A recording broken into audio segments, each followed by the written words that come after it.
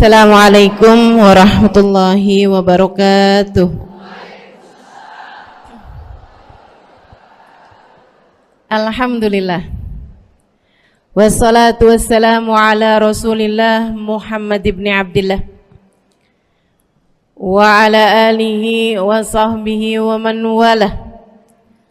Subhanaka la ilma lana illa ma 'allamtana innaka antal alimul hakim. Rabbi shrah li sadri wa yassir li amri wahlul 'uqdatan min lisani yafqahu qawli. Amma ba'du. Alhamdulillah, ibu-ibu sekalian saya muliakan, hadiah indah di mana Allah mengizinkan kepada kita untuk menghadapnya. Bukan main. Siapa kita ini sampai diizinkan Allah untuk bolak-balik menghadap kepada Allah Subhanahu wa taala dalam salat-salat kita? Saya pernah dengar dari para guru-guru kami, guru-guru saya.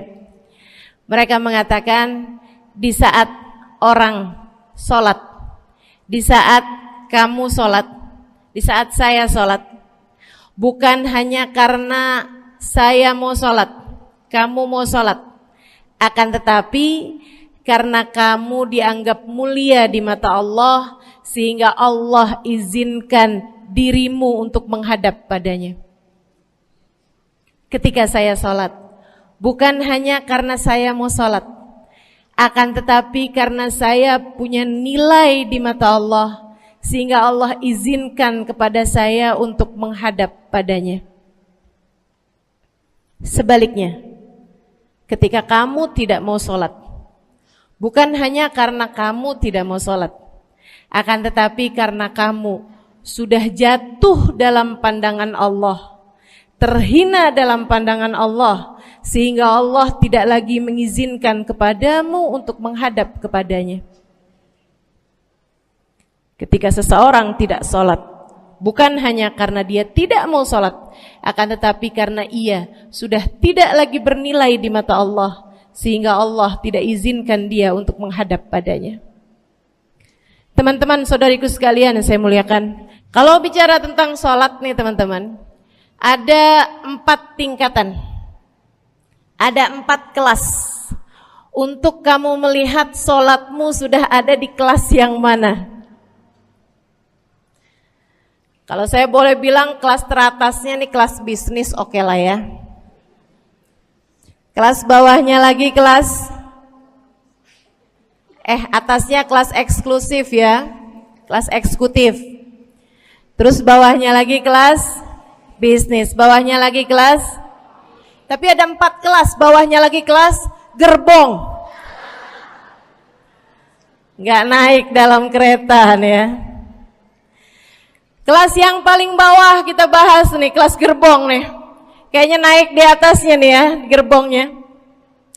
Teman-teman sekalian, orang yang di saat mengerjakan sholat, dia kerjakan juga, tapi merasanya sebagai beban. Ya ampun, udah maghrib aja, baru juga asar. Ya ampun, males banget dah. Ini gak ada rusuh nih, kita kan lagi jalan-jalan nih, kita kan lagi belanja nih di Tanah Abang. Itu jamaah aja gimana sholatnya? Nah ini orang-orang yang menganggap sholatnya sebagai beban, malas kalau disuruh sholat, terutamanya subuh. Terutamanya sholat subuh. Ini Allah ceritakan orang-orang yang seperti ini adalah kelompoknya orang munafik, naudzubillah. Alladzina idza qamu ila sholati qamu kusala. Orang-orang yang kalau disuruh sholat bangun juga sih, tapi malas banget. Setan nih nemenin dia, kayak naroin batu di atas kepalanya, bikin dia berat mau ngerjain sholat. Kalau lagi tidur, ngipas-ngipasin matanya, bobo aja lagi. 5 menit lagi, 5 menit lagi. Bangun-bangun udah siang. Pernah terjadi padamu?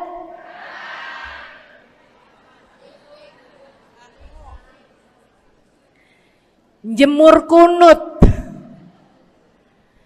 Bu, yang dijemur tuh jemuran aja, cucian aja.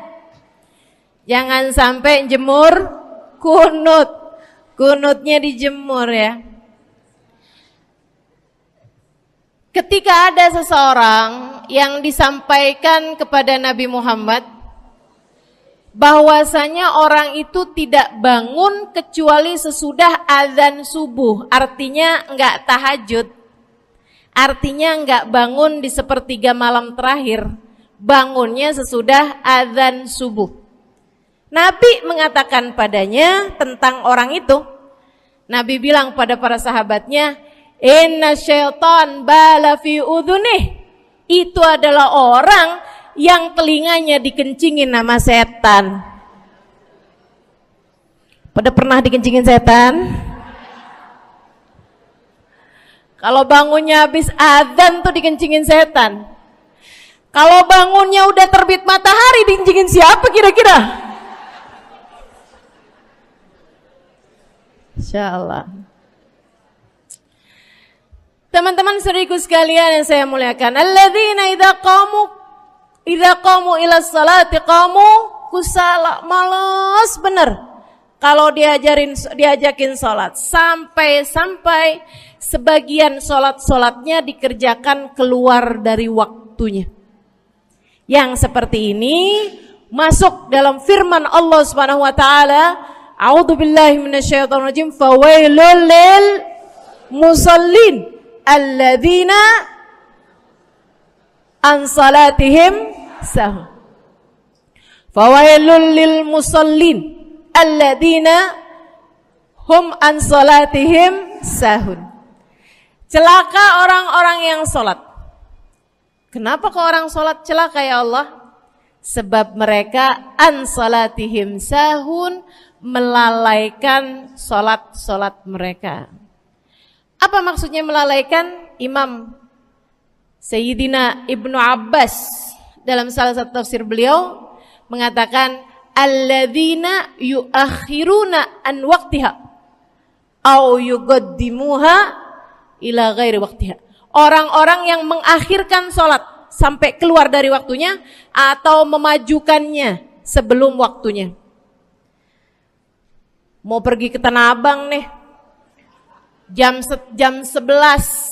Ntar kita ribet nih urusan sholat duhur. Dah sholatin sekarang aja. Ini orang-orang yang fawailul lil musallin. Bu, sesibuk apapun dirimu, jangan pernah ninggal sholat. Bu, lagi ngerjain perkara penting apapun kamu, jangan pernah mengakhirkan sholat. Jangan pernah mengeluarkan sholat dari waktunya. Kenapa gitu? Karena bu, sholat itu urusanmu sama Allah. Gak ada yang lebih penting daripada itu. Gak ada yang lebih penting daripada itu. Siapa yang mementingkan Allah, dia bakal dipentingin sama Allah. Siapa yang meremehkan salatnya, berarti dia telah meremehkan Allah. Siapa yang meremehkan Allah, dia akan diremehkan oleh Allah. Na'udzubillah min dzalik. Buat adik-adik jomblo, jangan pernah mau kawin sama orang yang gak sholat. Biarpun kamu udah nunggu cukup lama, kalau ada yang lamar kamu dan dia gak sholat, jangan mau bu. Dek, ibu-ibu juga, kalau ada yang janda di sini,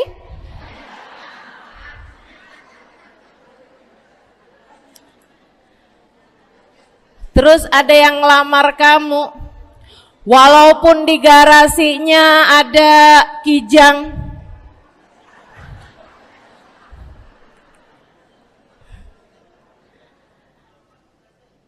ada bebek, motor maksudnya ya, datang melamar kamu, jangan terima. Orang yang gak sholat, kamu jangan mau jadi istrinya. Kenapa? Saya kasih tahu ya, Allah aja dia tinggalin, apalagi kamu.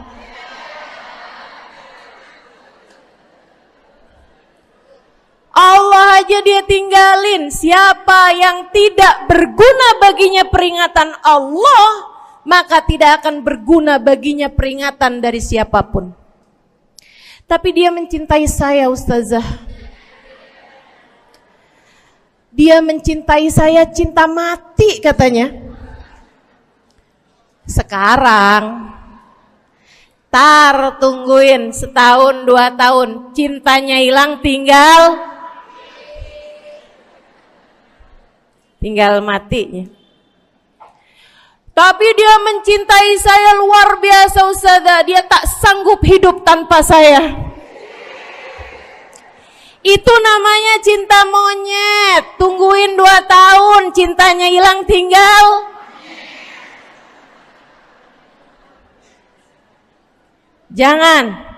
Jangan temenan sama orang gak sholat. Dia telah jatuh di mata Allah. Maka kita pun belajar buat jadi orang-orang yang terus mendaki, terus meraih rahmatnya Allah, terus belajar buat jadi salah satu orang yang dipandang dengan rahmat oleh Allah Subhanahu wa taala.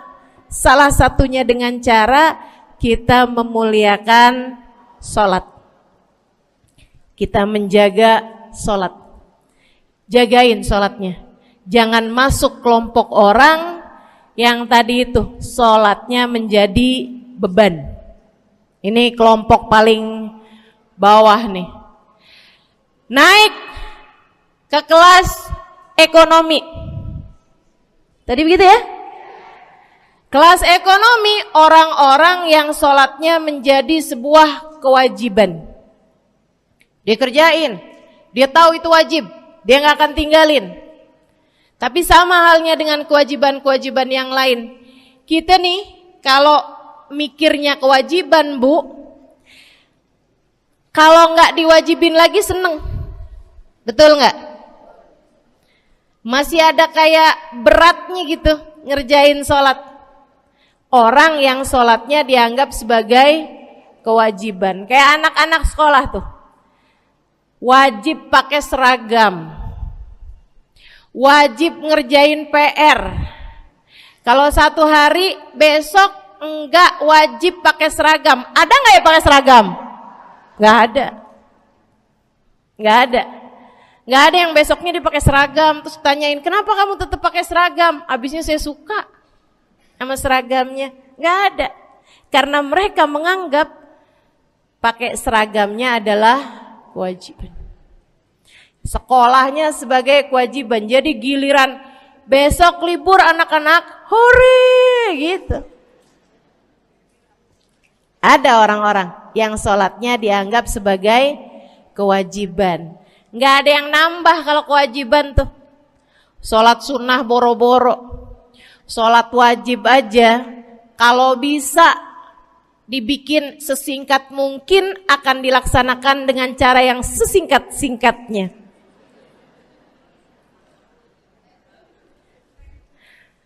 Habis ruku i'tidal sujud cepet bener ya. Malaikat raqib sama malaikat atid nih udah tahu aja kalau dia sholat. Habis ghairil maghdubi alaihim waladdallin. Malaikat atid bilang sama malaikat raqib, kulhu, catat kulhu udah pasti.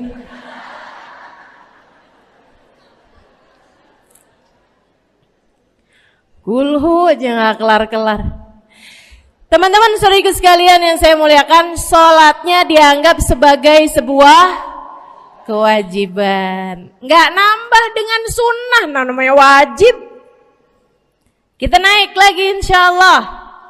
Sholatnya kita naikkan dari yang kewajiban kita naik menjadi kelas bisnis, sholatnya sebagai sebuah kebutuhan. Mudah-mudahan nih ibu-ibu, teman-teman semuanya yang sedang menyimak kajian pada hari ini, saya doakan, karena saya berharap saya pun juga didoakan, agar menjadi salah satu orang yang sudah berada dalam tingkatan ini. Sholat kita tahu adalah kebutuhan kita. Sama kayak kebutuhan makan, Bu. Ibu kenyang nggak kalau makan nasi doang 2 piring? Kenyang. Siapa yang bilang nggak kenyang? Kalau kamu makan nasi doang sepiring, kenyang apa nggak kenyang? Kenyang. Akan tetapi pasti ibu-ibu mau nambah dah. Nambah apaan? Lauk. Nambah lauknya. Ada ikan asin, ada sayur asem. Langsung pada lapar nih. Ada sambal. Masya Allah, ada tempe goreng. Udah ibu ya, tetangga lewat kagak nyadar.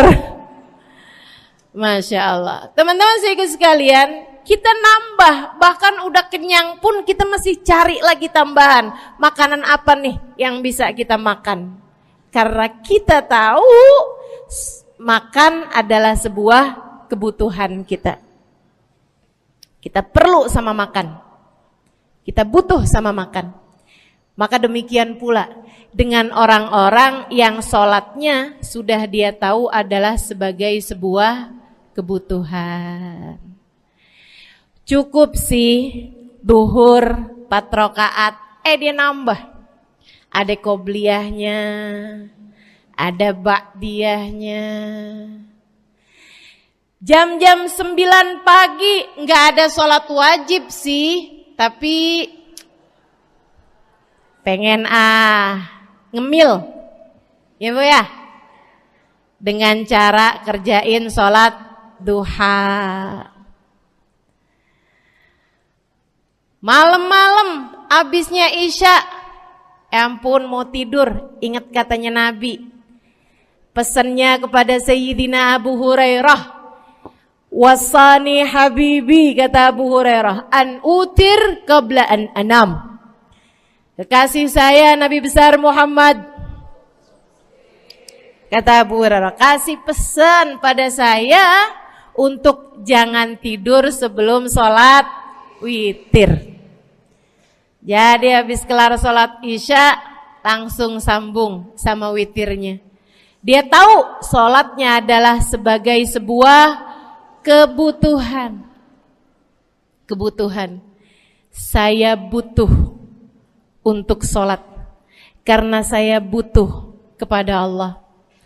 Saya perlu sholat karena saya perlu kepada Allah. Saya perlu sholat karena saya tahu urusan saya sebesar apapun saya rasakan adalah kecil dalam pandangan Allah. Saya perlu sholat karena permasalahan dalam hidup saya yang saya rasakan sebesar gunung di atas pundak saya, di atas punggung saya, di hadapan Allah tak sampai seperti setitik debu yang mudah saja untuk dia angkatkan dari kehidupan saya. Maka kita pun menjadikan sholat sebagai sebuah kebutuhan. Lagi sakit, jangan ninggalin sholat. Kenapa? Kamu menghadap kepada yang punya kesehatan. Lagi banyak utang, jangan ninggal sholat. Sama, jangan utang lagi. Karena kamu menghadap kepada pemilik segala kekuasaan, pemilik dunia dan akhirat, pemilik semua uang di atas muka bumi ini adalah Allah. Makanya Habib Ali Habsyi, penulis kitab Maulid Simtud Durar, yang tadi ibu-ibu baca maulidnya, beliau pernah bilang, Ada dalam salah satu diwan beliau. Diwan tuh syair-syair beliau itu ya. Ali idza qad marid syafahu fi'lus shalah la'alla syirrus sifa fi wad'i tilkal jibah. Kata beliau, Ali nih kalau lagi sakit, nih Habib Ali ya, beliau tuh padahal punya amal ibadah sangat banyak. Tapi Habib Ali bilang, Ali idza qad marid syafahu fi'lus shalah. Ali nih kalau lagi sakit, sembuhnya sama sholat. Sembuhnya sama sholat. La'alla sirrus sifa. Rasa-rasanya memang Allah letakkan rahasia kesembuhan ada pada fi wad'i tilkal jibah, terletakkannya jabhah kita, dahi kita di tempat sujud. Di sana semua permasalahan-permasalahan dalam hidupmu menjadi ringan. Saat kamu meletakkan dahimu di tempat sujud, kamu berbisik lirih kepada Allah, akan tetapi suaramu didengar sama yang punya arsy. Akan tetapi suara bisikanmu didengar segenap malaikat-malaikat yang ada di atas langit. Kemudian mereka mendoakanmu sehingga Allah mengatakan wasjud waqtarib, sujudlah kamu. Posisi sujudmu itu waqtarib akan membuatmu menjadi dekat dengan Allah Subhanahu wa taala.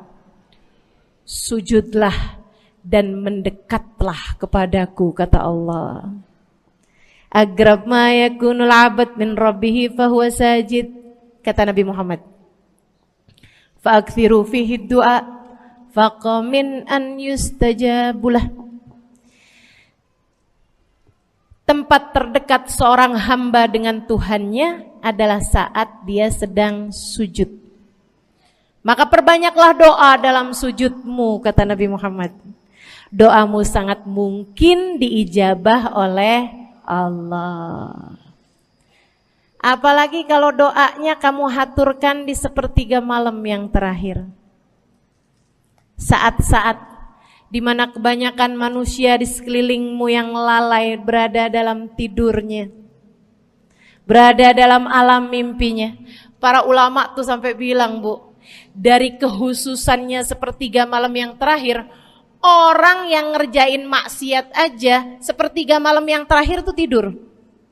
Ibu gak pernah tahu orang-orang pulang diskotik jam berapa? Gak tahu ya, sama. Tapi Bu, yang pasti mereka tuh sepertiga malam yang terakhir malah pada pulang, malah pada tidur gitu.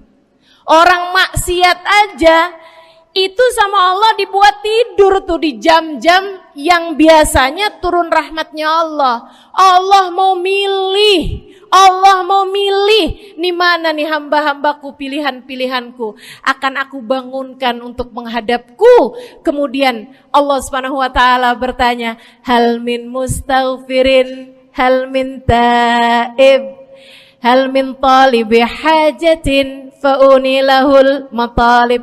Siapa nih di antara kalian yang lagi mohon doa, minta pertolongan, mohon ampunan, akan aku beri, kata Allah Subhanahu wa taala, sebab kalian meminta pada waktu yang paling aku suka. Kalau punya hajat minta. Kapan mintanya? Dalam sujud. Kapan sujudnya? Dalam sholatmu di sepertiga malam yang terakhir. Bu, ngelihat muka-mukanya pada punya hajat banyak-banyak nih. Gimana tahajudnya?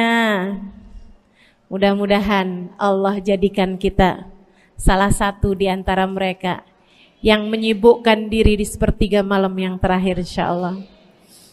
Sampai-sampai Bu ya, saya tinggal lama di kota Hadramut dulu. Orang-orang di Hadramut, orang awamnya, itu kalau mereka punya anak kecil umur 1 tahun, 2 tahun, 3 tahun tuh, punya anak bayi, balita gitu. Kalau mereka bangun di sepertiga malam yang terakhir, mereka akan membangunkan anak-anaknya walaupun buat main. Alasannya 2. Yang pertama, agar mereka terbiasa bangun di jam-jam segitu. Nantinya kalau besarnya mereka jadi udah kebiasaan bangun di jam segitu, gampang ngerjain tahajud. Alasan yang kedua, ibu-ibu sekalian, agar anugerah, karunia, rahmat, pemberian Allah yang Allah turunkan di sepertiga malam yang terakhir, anak-anak mereka pun berhak untuk mendapatkannya karena mereka tidak sedang dalam keadaan tidur dan dalam keadaan berjaga.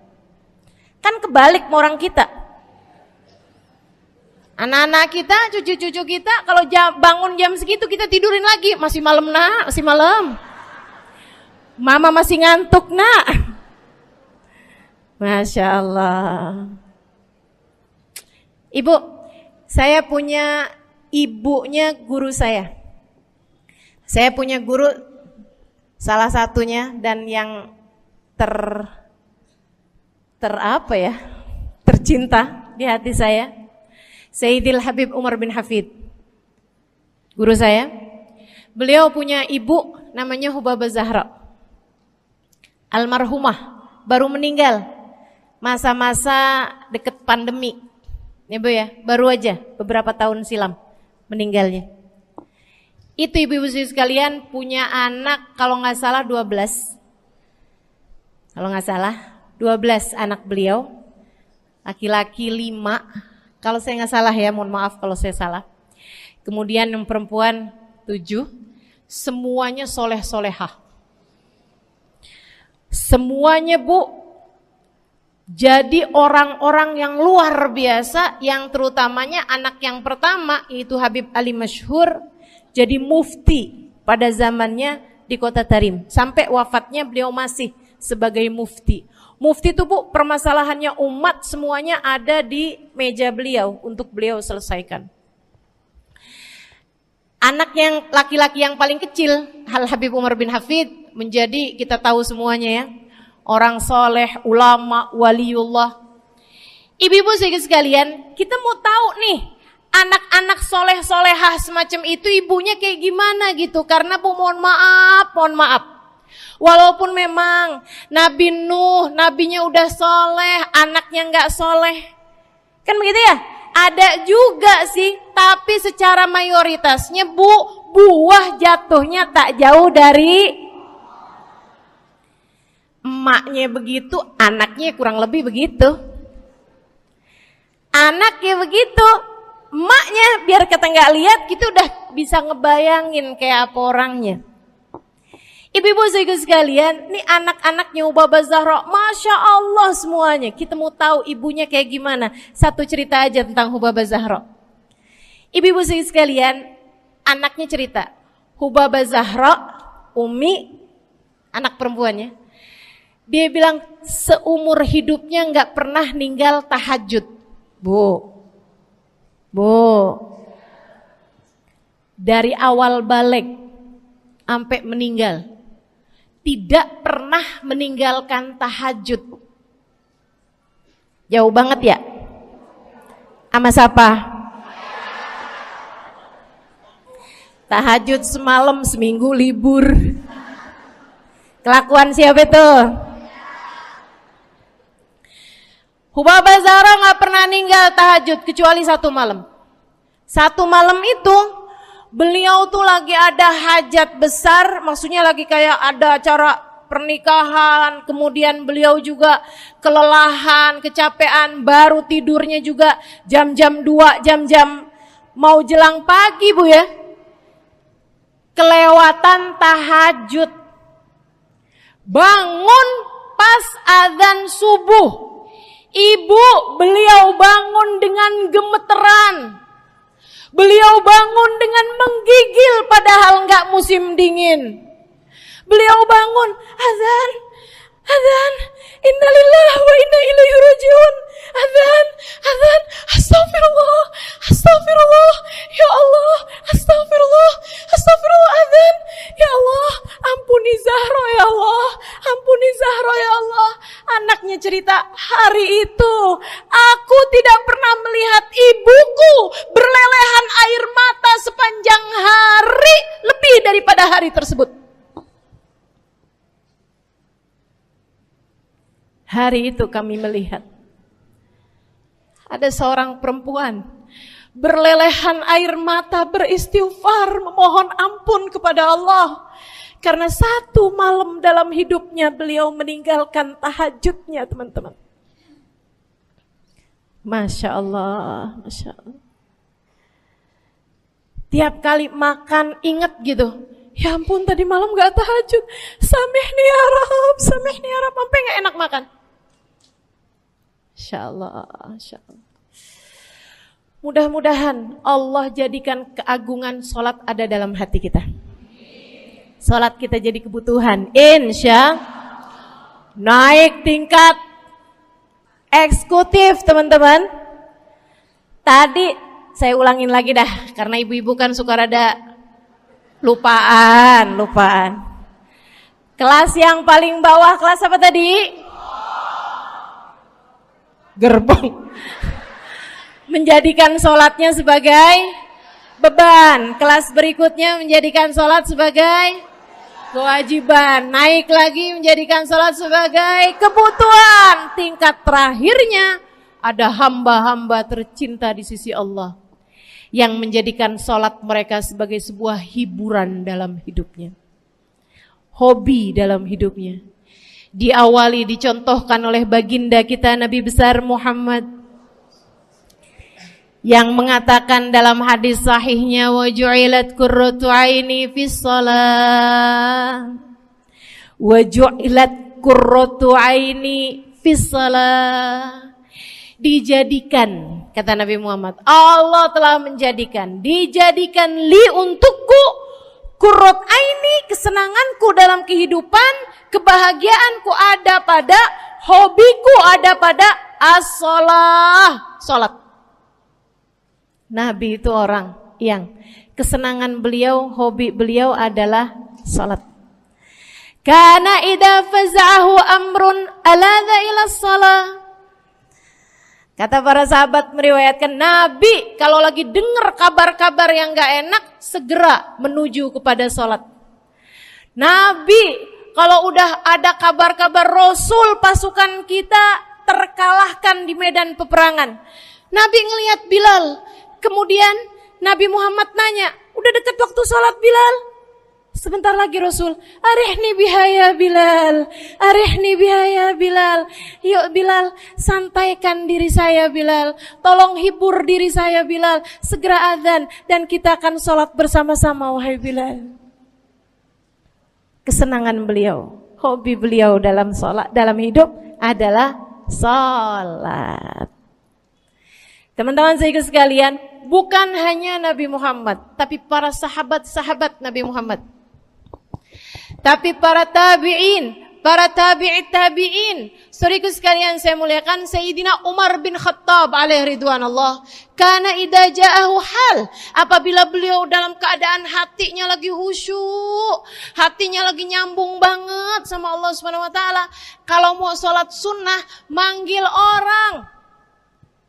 Beliau sholat dalam masjid, ada orang mau sholat sunnah, ada orang lagi baca Quran dipanggil sama beliau. Kamu saya bayar ya, kamu duduk sebelah sini saya nih, baca Qurannya deketan saya sini, kamu saya bayar. Buat apaan wahai Sayyidina Umar? Buat negur saya, ngingetin saya lagi sholat nih. Oh gak usah dibayar Tuan. Yaudah kalau gitu kamu duduknya sebelah sini ya. Tugas saya apa Tuan? Kalau kamu lihat saya sholat berdirinya kelamaan, ingetin saya buat ruku. Kalau kamu lihat ruku saya kelamaan gak bangun-bangun, ingetin saya buat bangun. Kalau kamu lihat sujud saya kelamaan, ingetin saya buat duduk. Karena saya sekarang ini kalau lagi berdiri baca Al-Quran, lupa buat ruku. Dari nikmatnya bacaan Quran beliau. Baik Tuhan, sholat, baca Fatihah, habis itu baca Quran. Surat Al-Quran, dapat selesai satu, kok masih enak, baca lagi, masih enak lagi, baca lagi. Yang sebelah beneran nih gak ruku-ruku. Beliau berdiri kemudian bilang, Tuan ruku, gak kedengeran. Beliau berdiri deketin telinganya, Tuan ruku, belum kedengeran juga. Ruku, Allahu Akbar. Sayyidina Umar bin Khattab. Tabi'in, Sayyidina Ali Zainal Abidin. Pernah lagi sholat, rumahnya kebakaran, teman-teman. Sholat sunnah di waktu malam, rumahnya kebakaran. Orang-orang pada teriak-teriak, Tuan Harik, nar, ya ibn binti Rasulillah, wahai anak dari cucunya Nabi Muhammad, Tuan, ada api di sekitarmu, Tuan, kebakaran, Tuan, kebakaran. Allahu Akbar. Sami Allahu liman hamidah, enggak lihat apa-apa. Habis selesai sholat baru lihat, kebakaran nih rupanya.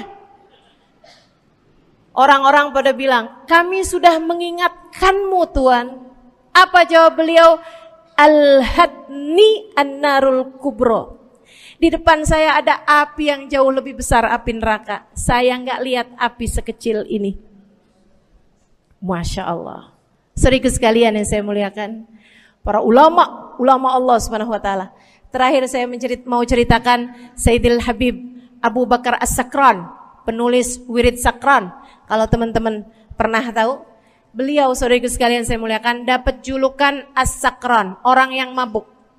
Karena mabuk kepada Allah Subhanahu wa taala. Beliau pernah satu waktu kena penyakit di punggungnya. Beliau kemudian tanya sama dokter, kata dokter, wah ini nih penyakit mesti diangkat, mesti dioperasi. Ya udahlah, operasiin saya. Disuguhin 1 gelas khamr di waktu yang telah ditetapkan untuk jadi waktu operasi. Apa ini? Khamr, minuman keras. Zaman itu belum ada obat bius. Dia bilang, ini buat apa? Khamr ini Tuan, minuman keras ya, agar engkau enggak sadar. Jadi enak gitu kita ngoperasinya. Dia bilang, saya mau dengan kesehatan saya kepengen ngerjain taat kepada Allah, saya enggak mau. Saya dapetin kesehatan saya dengan cara mengerjakan yang diharamkan Allah, yaitu minuman keras. Saya enggak perlu ini. Waduh, kalau gitu enggak bisa dioperasi Tuan. Kenapa soalnya? Ya nanti kan kesakitan, nanti susah operasinya gitu. Oh gampang. Kalau kalian pengen bikin saya enggak sadar, enggak perlu minuman keras. Terus gimana? Operasikan kalau saya sedang sholat. Maka mulailah, dokter-dokter udah pada siap. Beliau lagi sholat sunnah ya Bu ya. Allahu Akbar gitu. Mulai dokter buka baju belakangnya, mulai Bu digunting kulitnya, digergaji tulangnya. Beliau Bu mukanya meringis saja enggak. Beliau ruku, dokternya ikutan nungging. Beliau sujud, dokternya ikutan menunduk juga. Beliau sholat nikmat banget. Sampai beliau selesai dari sholat, beliau nanya sama dokter-dokternya, kenapa gak nurut tadi tuh waktu saya sholat mestinya operasi. Kata dokter, udah selesai Bib dari tadi. Masya Allah. Radiyallahu ta'ala anhum wardahum. Ini bukan kelas-kelas kita. Saya cuma ceritain aja sama ibu-ibu. Bukan berarti ibu-ibu nanti pas waktu sakit bilang sama dokter-dokter gak usah dibius. Beda hati Bu, beda hati. Ibu ya, beda iman, beda semuanya kita sama mereka. Yang pasti, makanya saya kan yang ini gak doa nih. Pas yang kebutuhan tuh baru saya doa. Kenapa? Karena kayaknya tingkatan kita dah Bu ya. Mentok dah di sampai kebutuhan itu dah. Insyaallah, mudah-mudahan Allah jadikan kita orang yang menjaga salat insyaallah. Rabbi jalni muqimas shalah wa min dzurriyyati amin. Rabbi jalni muqimas shalah wa min dzurriyyati amin. Rabbi jalna muqimis shalah wa min dzurriyyatina rabbana wa taqabbal du'a. Ala hadhihi niyyah bi kunniyah salihah ila hadratin nabi al-fatihah. Syaitanir rajim. Bismillahirrahmanirrahim. Alhamdulillahirabbil alamin. Ar-Rahmanir-Rahim, Maliki Yaumiddin, Iyyaka na'budu wa iyyaka nasta'in. Ihdinas siratal mustaqim, siratal ladzina an'amta 'alaihim, ghairil maghdubi 'alaihim waladdallin. Amin. Taqabbalallahu minna wa minkum, taqabbal ya karim. Sama-sama kita hormati, kita sayangi segenap keluarga besar dari Majelis Ta'lim Raudhatul Aliyah di bawah pimpinan Ibu Ayu Komaladewi Kita doakan semoga beliau beserta segenap keluarganya senantiasa dalam limpahan rahmat ridha Allah Subhanahu wa taala. Juga kita doakan Ustazah Nabilah Al-Haddad sebagai pengasuh di majelis ta'lim ini, sebagai pimpinan di majelis ta'lim ini, Bu Ayu dan Ustazah Nabilah sekeluarga semuanya insyaallah senantiasa dalam pandangan kasih sayang Allah SWT. Panjangkan umurnya, disehatkan badannya, dimudahkan urusannya, kabulkan hajatnya, semakin dicinta Allah SWT dan Rasulnya. Para ustadzah, para hubabah, para syarifah, para pimpinan pondok pesantren, para pimpinan majelis ta'lim, yang mudah-mudahan semuanya dalam limpahan rahmat ridha Allah SWT, serta tentu saja semua yang hadir di majelis ini, baik ibu-ibu, kakak-kakak, adik-adik, anak-anak, yang mudah-mudahan semuanya dirahmati Allah, disayang Allah, dibahagiakan Allah, diistiqomahkan jalannya menuju ridha Allah Subhanahu wa taala, insyaallah diistiqomahkan jalannya menuju surga Allah Subhanahu wa taala. Amin ya rabbal alamin. Qul amantu billah thumma istaqim, kata Nabi Muhammad sallallahu alaihi wasallam kepada seorang pemuda yang meminta nasihat. Ya Rasulullah, ausini, wahai Rasul, tolong nasihati aku. Kita kalau ketemu orang mulia jangan minta duit, Bu. Kita kalau datang ketemu sama orang-orang yang kita tahu doanya mustajab, sangat soleh, hidupnya baik, apalagi jika dia adalah kekasih-kekasih Allah Subhanahu wa taala. Kamu kalau berjumpa dengan ulama, jangan minta sesuatu yang duniawi. Tirulah para sahabat ketika berjumpa dengan Nabi Muhammad. Biasanya mereka meminta satu dari dua hal. Yang pertama, mereka minta doa. Ida'ili ya Rasulullah, doakan aku wahai Rasul. Ibu juga gitu. Kalau ketemu sama ulama, ketemu orang soleh, ketemu kiai, ketemu habib yang kita tahu doanya mustajab, bertemu hubabah, mintalah doa. Tapi jangan hanya sekedar urusan doa duniawi, Bu. Doa duniawi itu yang gimana, Ustazah? Doa yang kalau diijabah nggak akan manfaat begitu kamu masuk dalam alam kubur. Itu namanya doa duniawi. Ustazah, doakan saya biar saya cepat kebeli rumah. Bu, kalau mati rumahnya dibawa gak? Ustazah, doakan saya kepengen beli HP baru. Dibawa gak HP-nya? Enggak. Itu namanya doa duniawi.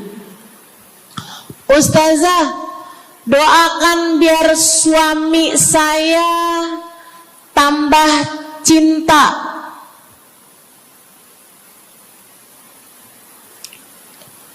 Kalau mati suaminya dibawa gak Bu? Walaupun kamu mau, dia gak bakalan mau Bu. Sesuatu yang sifatnya duniawi. Ustazah, doakan biar anak saya soleh.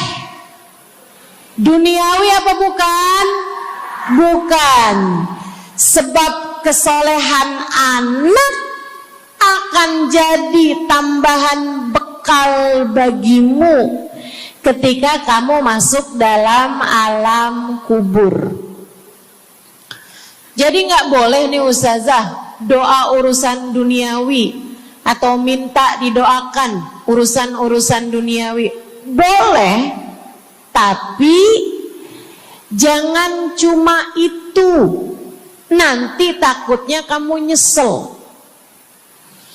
Kalau selama di dunia kamu doanya hanya untuk urusan dunia, takutnya begitu masuk dalam kuburan sudah tidak ada lagi doa yang akan Allah ijabah untukmu ketika kamu ada dalam alam kubur nanti.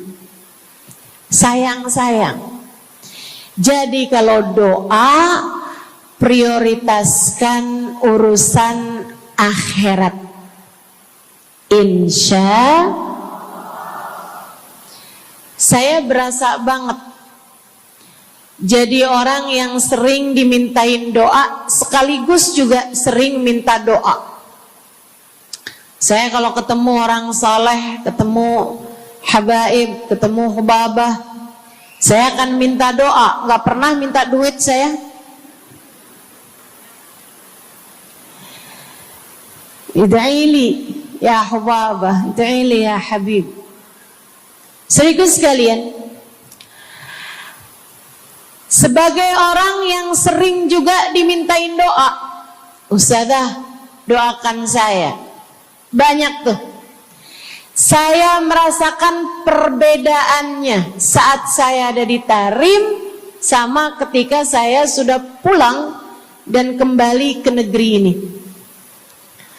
Waktu saya di Tarim, orang kalau minta doa sama saya, usik berdoa, tolong ya doain saya. Saya suka tanya, doa apa? Selalu aja, hampir semuanya mengatakan hal yang sama. Id'ili bihusnil khatimah. Doakan saya biar husnul khatimah.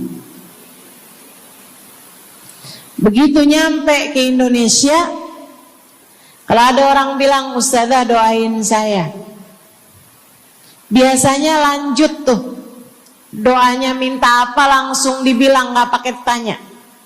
Ustazah doain saya biar utang cepat lunas. Ustazah doain saya biar cepat dapat jodoh. Ustazah doain saya biar jadi orang kaya. Ustazah doain saya biar suami nggak mendua. Ya Allah, ternyata kebanyakan orang kita kalau minta doa seringnya urusan duniawi. Bukan berarti nggak boleh, boleh aja sih. Cuman takutnya begitu kamu mati nyesel kalau semua doamu selama ini adalah sesuatu yang tidak ikut kamu bawa ketika kamu mati. Kalau kita lihat para sahabat ketika mereka berjumpa dengan Nabi Muhammad, selalu saja banyak di antara mereka yang minta doa. Nabi pernah tanya, doanya apa? Macem-macem jawaban para sahabat. Ada yang begini, Harithah menjawab, ida'ili an yarzuqani Allah asyhada fi sabilih. Rasul, doakan saya biar saya dikaruniai mati syahid di jalan Allah. Ada lagi yang lain doanya, ya Rasulullah, id'ili an yarzuqani Allah murafaqatan bika ya Rasulullah. Doakan biar saya nanti di masa sesudah kematian saya, di masa akhirat nanti bisa mendampingimu wahai Rasulullah, bisa berjumpa denganmu wahai Rasul, bisa ada dalam rombonganmu wahai Rasulullah. Doa-doa yang sangat ukhrawi, doa-doa yang sangat akhirat, karena mereka sudah faham tujuan hidup sesungguhnya adalah mencari ridha Allah Subhanahu wa ta'ala. Tujuan hidup sesungguhnya adalah bergerak menuju surga Allah Subhanahu wa ta'ala. Tujuan hidup sesungguhnya adalah berpulang kepada Allah dalam keadaan Allah ridha kepada kita. Sahabat tuh minta didoakan, sama yang kedua minta nasihat. Kita juga nyontoh, kalau ketemu orang soleh, kalau ketemu ulama, kalau ketemu habaib, ketemu kiai, ketemu bunyai, ketemu hubabah, ketemu ustadzah, ketemu ustadz, minta nasihat. Selain daripada minta doa, mintalah nasihat. Hal ini dicontohkan oleh para sahabat kepada Nabi Muhammad. Datang seorang pemuda berjumpa Nabi Muhammad sallallahu alaihi wasallam. Kemudian bertanya, ya Rasulullah, ausini, wahai Rasulullah, berikanlah nasihat kepadaku ini. Nabi Muhammad tersenyum, senang, bangga, karena mengerti bahwa umatnya faham apa yang harus diminta dari nabinya. Nabi berkata kepadanya, qul amantu billah thumma istaqim. Kata Nabi Muhammad, ucapkanlah, aku beriman kepada Allah, kemudian istiqomahlah kamu di jalan Allah. Nasihat Nabi Muhammad buat pemuda tersebut, nasihat Nabi Muhammad buat pemuda-pemuda umatnya sepanjang zaman. Nasihat Nabi Muhammad buat umatnya, baik yang muda maupun yang tua, baik laki-laki maupun perempuan, baik yang pintar maupun yang kurang pintar. Semua umatnya dinasehati sama Nabi Muhammad. Karenanya akan saya sampaikan hal ini kepadamu hari ini. Quli, ucapkanlah, amantu billah, aku beriman kepada Allah. Tsumastaqimi, kemudian istiqomahlah kamu, wahai saudariku, di jalan Allah. Katakanlah, aku beriman kepada Allah, kemudian istiqomahlah. Istiqomahlah. Nasihat yang sangat indah dari baginda kita Nabi besar Muhammad, yang Allah karuniakan kepadanya jawami'al kalim, dapat selalu berbicara dengan kata-kata yang ringkas tapi padat. Nabi itu ucapannya ringkas tapi padat. Nggak kayak saya, Bu, udahlah panjang dan ya, mudah-mudahan Allah jadikan ucapan-ucapan kita jadi kalimat-kalimat yang akan membawa kita menuju surga. Jadi ucapan-ucapan yang akan bawa kita menuju ridha Allah Subhanahu wa taala. Ibu-ibu, kita sama-sama belajar biar kalau ngomong itu enggak panjang-panjang, akan tetapi bermutu, berkualitas. Terutama Bu, ibu kalau ngomong sama anak-anak ibu, kadang-kadang panjang bener. Padahal itu aja, anak sampai hafal. Iya mah, katanya gitu. Betul gitu? Nabi kalau ngomong pendek aja tapi penuh makna.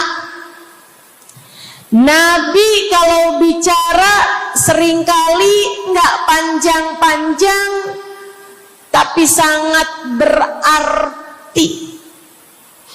Satu hadis beliau saja bisa disyarahkan, diberi keterangan, hingga bahkan berkitab-kitab banyaknya. Ibu-ibu sekalian, salah satu dari ucapan ringkasnya Nabi Muhammad, amantu billah, kata Nabi, qul amantu billah, tsumastaqim, ucapkanlah, aku beriman kepada Allah, kemudian istiqomahlah di jalan Allah. Apa itu istiqomah? Lurus, jangan belok-belok. Lurus, jalan terus. Jalannya adalah jalan yang lurus. Itu yang selalu kita minta dalam tiap rakaat sholat kita. Kita berdoa kepada Allah, ihdinas siratal, ya Allah, tempuhkanlah untuk hidup kami ini jalanmu yang lurus. Sama kayak kamu lagi bilang, ya Allah, karuniakanlah dalam kehidupan kami keistiqomahan di jalanmu ya Allah. Kamu selalu minta istiqomah 17 kali sekurangnya tiap hari. Betapa sangat pentingnya istiqomah ini, saudaraku sekalian. berada dalam jalan yang lurus. Saya mau bahas jalan lurus yang dimaksud ini apa aja. Satu, kamu harus lurus imannya. Amantu billah, aku beriman kepada Allah. Kata Nabi Muhammad sallallahu alaihi wasallam, "Qul amantu billah," ucapkanlah, aku beriman kepada Allah. Maka istiqomah tersebut yang nomor satu adalah dalam urusan keimanan. Bu, Kak, Dek, Nak, yang lurus imanmu. Iman yang lurus tuh yang gimana, Ustazah? Iman yang lurus adalah memahami dua kalimat syahadat yang menjadi pintu gerbang keimananmu. Orang kalau masuk Islam, dia jadi orang yang beriman, dia mengucapkan kalimat syahadat. Apa itu? La ilaha illallah. Yang pertama, yang kedua, Muhammad Rasulullah. Tidak ada Tuhan selain Allah. Itu harus kamu miliki dalam hatimu secara lurus, istiqomah. Enggak ada Tuhan selain Allah. Jangan hari ini Tuhannya Allah, besoknya Tuhannya duit. Apapun aja yang disuruh sama duit, yang ada duitnya, yang haram-haram pun diterjang. Lah kenapa begitu? Saudaraku sekalian, qul amantu billah, ucapkan, aku beriman kepada Allah, aku faham arti la ilaha illallah. Tidak ada Tuhan selain Allah. Tidak ada yang mengatur kehidupan selain Allah. Tidak ada yang memberi rezeki selain Allah. Maka berimanlah kepada Allah. Kalau ada istri bilang sama suaminya, kalau kamu nanti pulang bawa duit, ahlan wa sahlan, selamat datang. Tapi kalau kamu pulang nanti nggak bawa duit, silakan tidur di luar.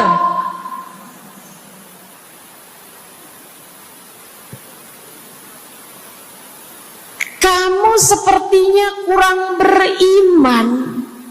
Kamu lupa bahwa pemberi rezeki bukan suamimu, melainkan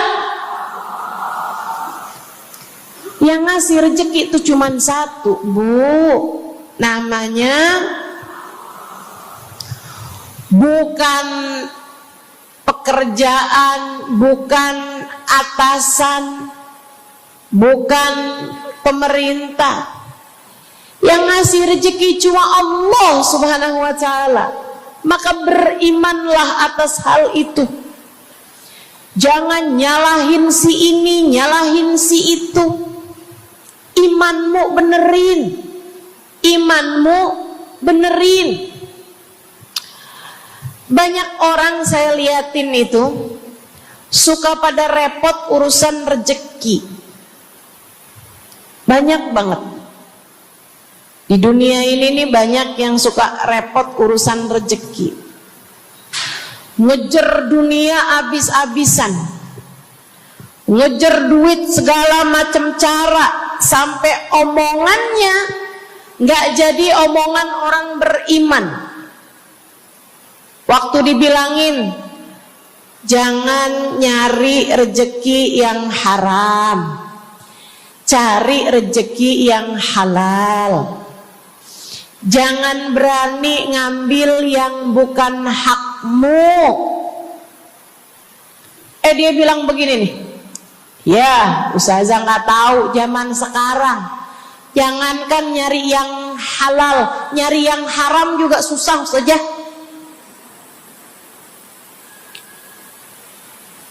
Itu omongan orang nggak beriman. Kamu mesti ngerti dulu, kalau yang kamu minta adalah urusan rezeki, dengerin.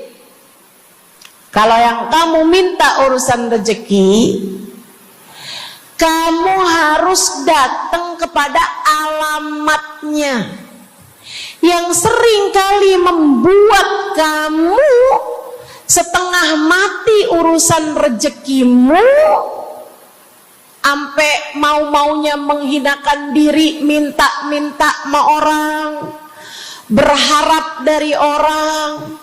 Seorang ibu berharap dari anaknya, seorang istri berharap dari suaminya. Saudariku sekalian, yang sering kali membuat kamu tersiksa urusan rezeki adalah karena kamu salah alamat. Kamu salah alamat. Kamu sedang tersesat jalan. Kamu sedang salah arah. Makanya jadinya kemana-mana kamu nggak nemu. Orang alamatnya aja salah. Ini kalau kamu mau ke Kubah Mas, tapi kamu perginya ke Taman Mini, nyampe apa nggak nyampe? Dapat apa enggak majelisnya? Nggak dapat. Kenapa? Salah alamat. Yang dicari Kubah Mas, kamu perginya ke Keong Mas. Nggak nyampe, nggak dapat.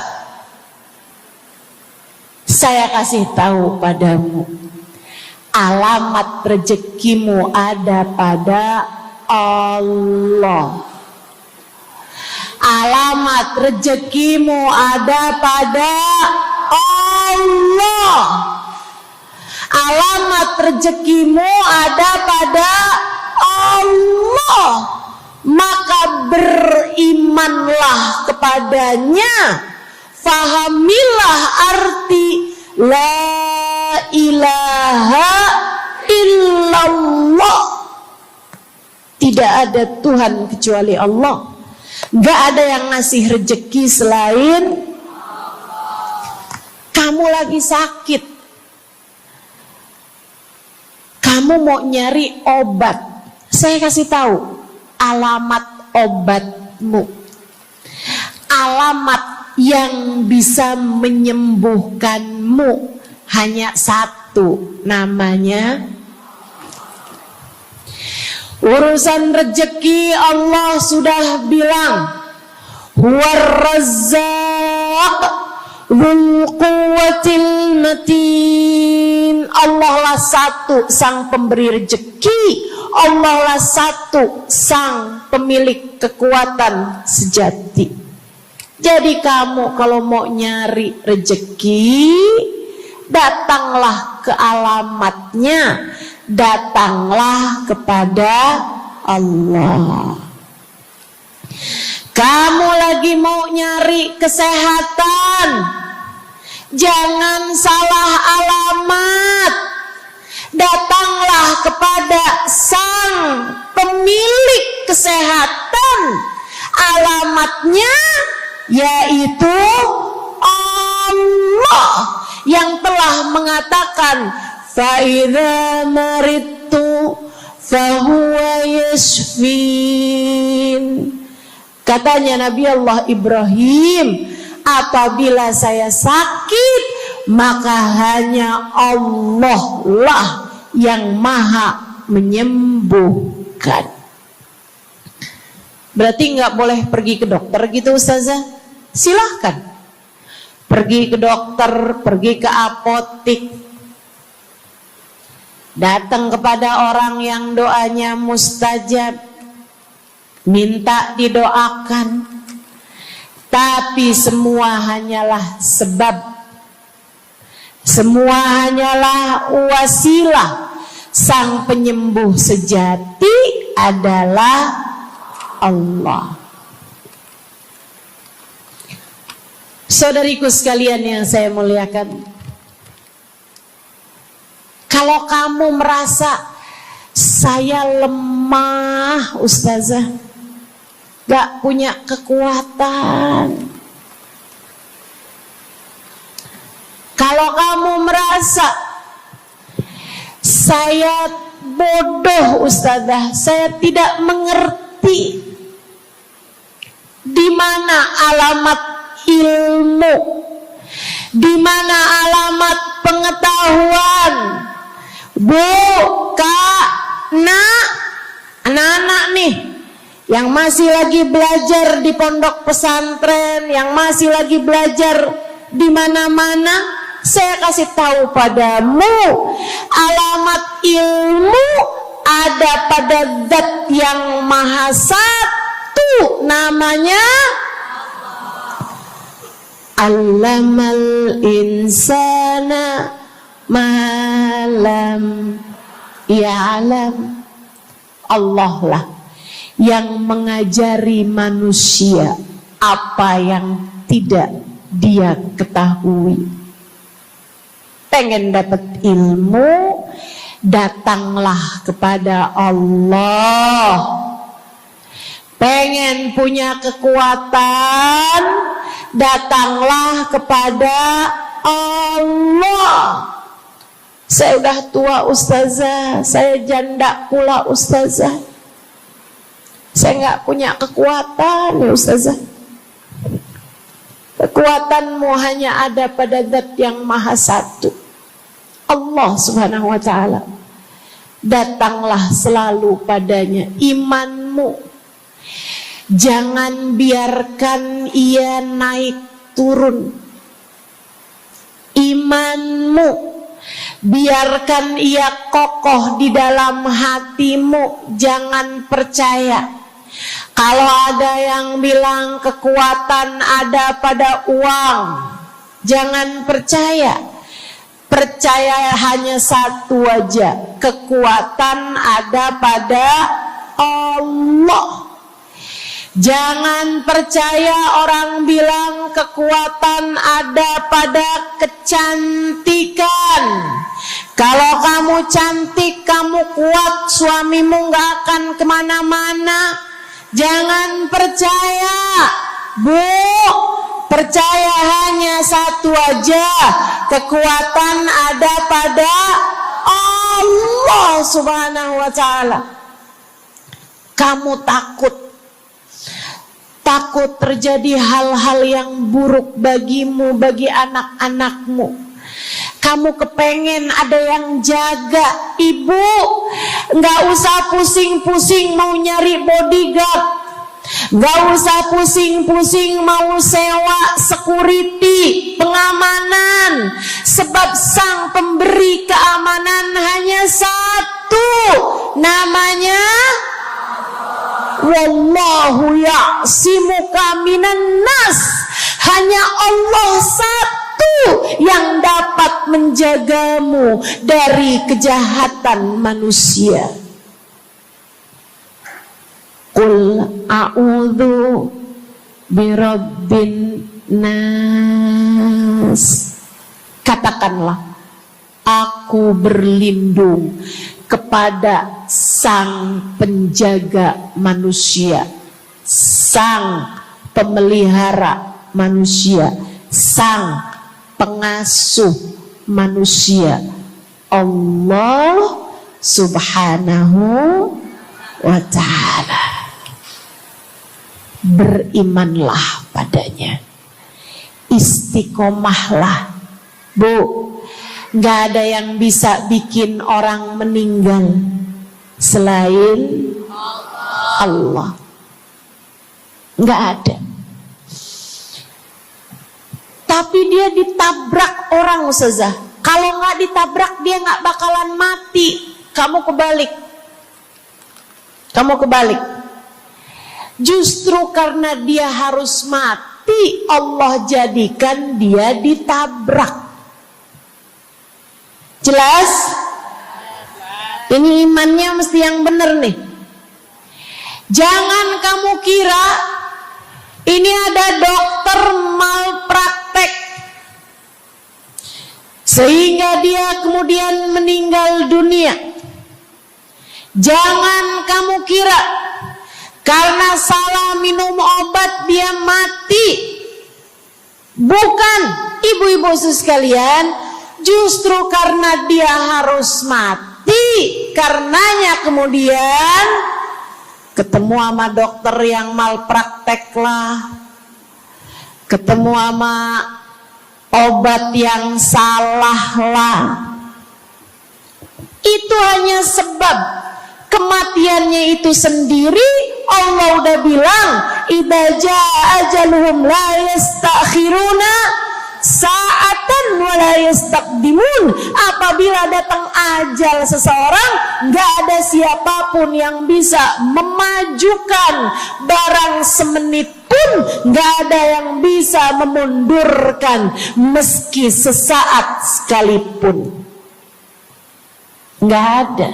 Emang udah kepastiannya. Waktunya mati ya mati, Bu. Gak ada yang bisa menghidupkan, sekaligus tidak ada yang bisa mematikan selain Allah. Itu artinya istiqomah dalam iman. Tapi tunggu dulu, sebelum saya lanjutkan istiqomah yang lain. Selain beriman kepada Allah, kamu juga harus beriman kepada Nabi Muhammad. Kamu harus beriman kepada Nabi Muhammad. Beriman bahwa beliau adalah, a'udzubillahi minasyaitonirrajim, qul innama ana basyarum mithlukum yuha ilayya. Dua-duanya harus seimbang. Innama ana basyarum mithlukum, tapi juga yuha ilayya. Katakanlah wahai Nabi Muhammad, aku adalah seorang manusia seperti kalian. Saya punya badan, saya punya perasaan. Kalau nggak makan-makan saya lapar. Kalau habis makan nggak minum saya haus. Kalau beberapa hari saya nggak tidur, saya ngantuk. Qul innama ana basyarun. Sampaikan kepada manusia, aku adalah seorang manusia seperti kalian juga. Ama anak cinta, lama nggak ketemu sama istri, kangen. Katakan wahai Nabi Muhammad, ana basyarum mithlukum, saya manusia seperti kalian juga. Kalau ada yang disayang kemudian meninggal, sedih. Karena Nabi adalah seorang manusia. Tapi tunggu dulu, Beliau tidak hanya sekedar manusia, itu adalah satu sisi kehidupan Nabi Muhammad. Jangan lupa, innama ana basyarum mithlukum, tapi yuha ilayya, aku diberi wahyu, aku hamba wahyu, aku berbincang-bincang dengan Allah, kalian tidak. Aku berbicara langsung dengan Allah, kata Nabi Muhammad, kalian tidak. Aku dituruni malaikat Jibril, kalian tidak. Aku diberi wahyu Al-Quran 30 juz, kalian tidak barang seayat pun.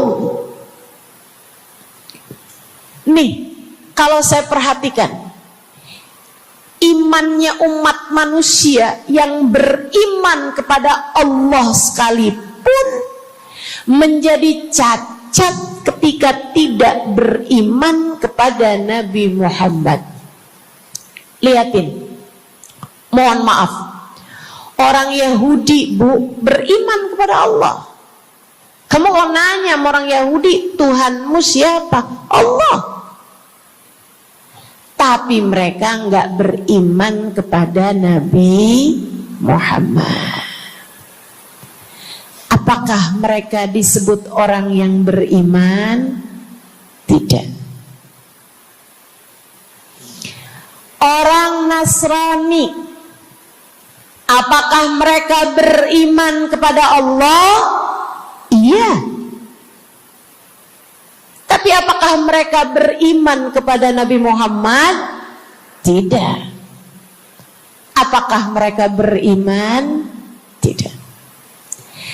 Bahkan umat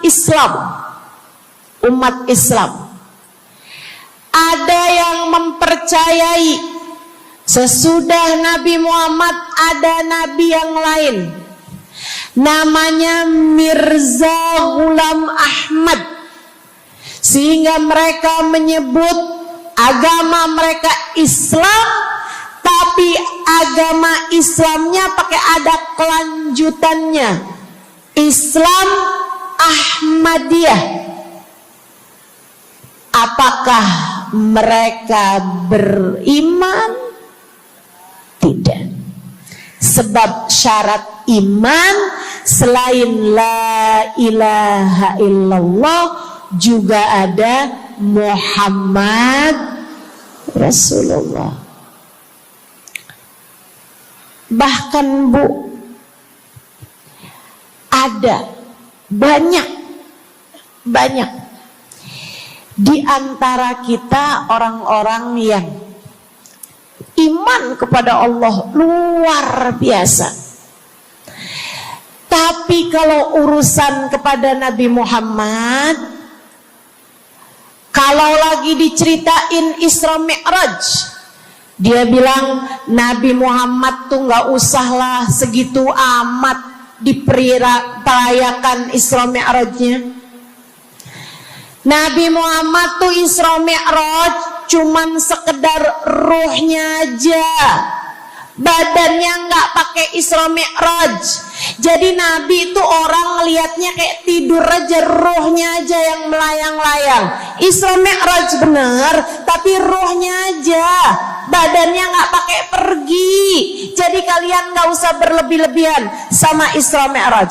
Oh, kenapa gitu? Kamu gak percaya sama Isra Mi'raj, sama badan-badannya Nabi sekalian, kamu gak percaya, kenapa? Ya karena itu gak masuk akal. Manusia kan gak bisa kayak gitu. Nabi Muhammad kan manusia. Kamu lupa